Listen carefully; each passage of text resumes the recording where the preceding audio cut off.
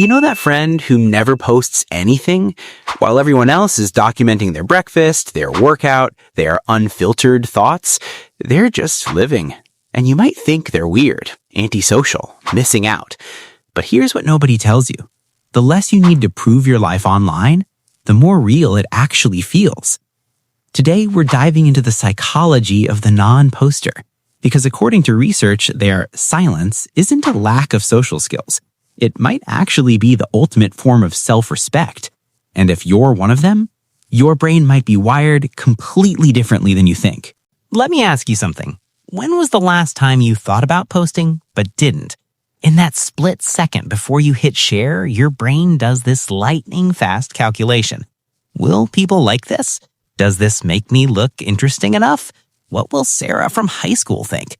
The one I haven't talked to in 7 years. There's a sociologist named Irving Goffman who explained this perfectly. He said we all wear masks to control how others see us. That's normal. That's human. But social media didn't invent this behavior. It just put that mask on a stage with a billion-person audience forever. One awkward caption isn't just embarrassing. It's permanent, searchable, screenshotable. So people who don't post, they've simply decided to skip the performance. And here's the fascinating part. The studies show that 30 to 40% of social media users are what researchers call lurkers, people who watch but never share. That word sounds creepy, right? Like they're hiding in the shadows. But research in Frontiers in Psychology found something unexpected. When you combine the pressure to post perfectly, the fear of being judged, and constant comparison to others, something breaks. Your brain gets exhausted, anxious, and it makes a choice. Watch, don't participate. Your brain is trying to protect you. These people aren't antisocial. They're refusing to join a competition where the rules are rigged and everyone else controls the camera angles. If you've ever tried posting and felt nothing, your brain isn't broken. It's just wired differently. Most people operate with what psychologists call public self-consciousness. They're constantly asking, how do I look to them? But non-posters? They lead with private self-consciousness. Instead of asking, how does this look? They ask, how does this feel? Brain imaging shows something incredible. People who disengage from social media often have higher activation in regions linked to self-referential processing. Your reward system doesn't need a like to register a win. You don't enjoy performative success. You actually dislike packaging your life for consumption. For you, that sunset is more beautiful when there's no camera between you and the horizon. That conversation hits deeper when you're not mentally writing the caption. And here's where it gets interesting. There's this whole group of people who watch YouTube religiously, but won't touch Instagram or TikTok. They'll binge a 3-hour video essay, but they won't post a 10-second story. Why? Because YouTube is the loophole. It's consumption without performance. All the entertainment, none of the anxiety. No one's tracking whether you like the video. No one's wondering why you haven't posted in 3 months. You're just learning, laughing, existing. You found the escape hatch. Here's what's truly wild. Even when you know social media is fake, your brain still falls for it. Psychologists have found that just scrolling, just browsing without posting, makes you automatically compare yourself to others. You see someone's promotion, their engagement ring, their beach vacation, and even though you know it's staged, even though you know it's their highlight reel, the damage is done. Your subconscious doesn't care if it's real life or performed life. It just sees they have more than me. People who don't post avoid this constant assault, not because they're weak, because they know the game is rigged. Why voluntarily join a competition where everyone else gets to choose their camera angles, their lighting, their story, and you're stuck with Tuesday afternoon reality? There's this myth that people who avoid social media are lonely. Actually, the data suggests the opposite. They tend to have fewer friends, but deeper relationships. They'd rather have 5 people who actually know their heart than 1,000 followers who only know their highlight reel. And research backs this up.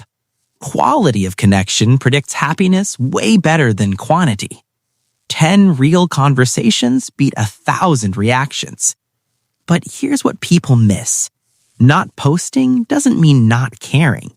These people are often hyper-observant. They notice things others miss.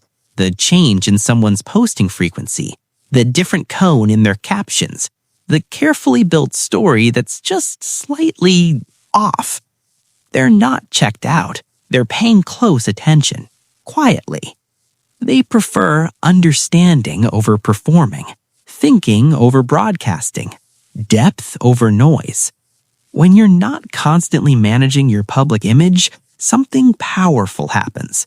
You have mental space for actual self-reflection, for asking hard questions, for building an identity that doesn't need a comment section to validate it.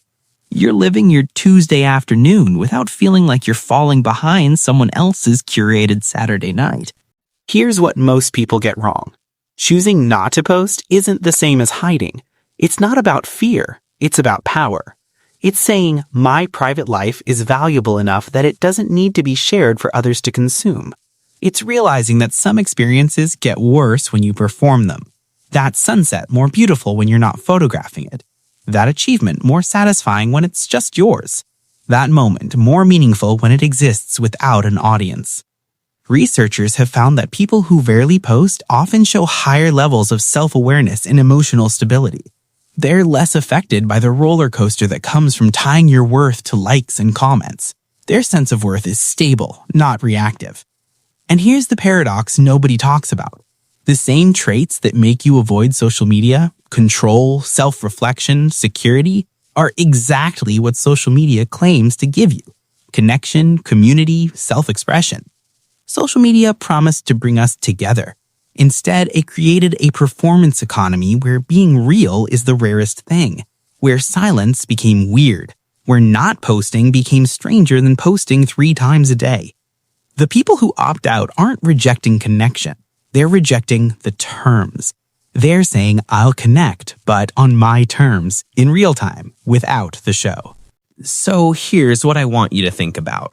What if the people who don't use social media aren't missing out? What if they figured it out first? What if choosing presence over performance, privacy over popularity, autonomy over algorithms isn't antisocial? It's the ultimate form of self-respect. Because nobody on their deathbed wishes they'd posted more. But plenty of people wish they'd lived more. The quiet ones aren't hiding in the shadows. They're just living in the light where the cameras can't reach. If this resonated with you, hit subscribe. Comment on your favorite part of the video and hit like if you love these deep dives.